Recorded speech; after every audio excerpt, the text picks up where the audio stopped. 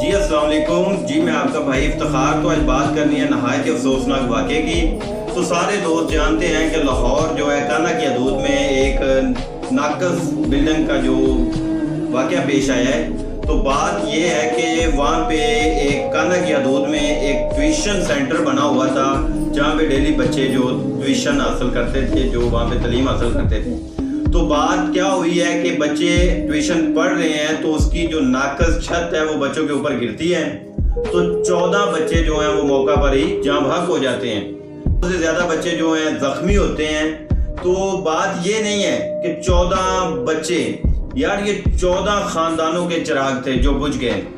تو یہ بات سن کر یقین کریں کہ پتھر دل بھی پگھل گیا کہ آپ کو اگر یہ ویڈیو نیچے چل رہی ہے آپ ویڈیو دیکھیں کہ کس طرح ماؤں کی چیخیں اور باپ کے بہتے ہوئے آنسو پتھر دل کو بھی چیر کے رکھ دیتے ہیں.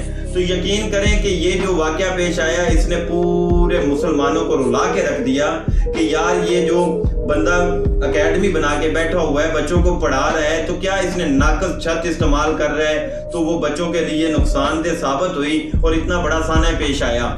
تو میری سی ایم مریم نواز صاحبہ سے اور وزیر اعظم شہباز شریف صاحب سے یہی گزارش ہے کہ ان کے اوپر سخت سے سخت کارروائی کی جائے اور نوٹس لیے پاس جو سرٹیفکیٹ فٹنس سرٹیفکیٹ بلڈنگ کا ہونا لازم ہے.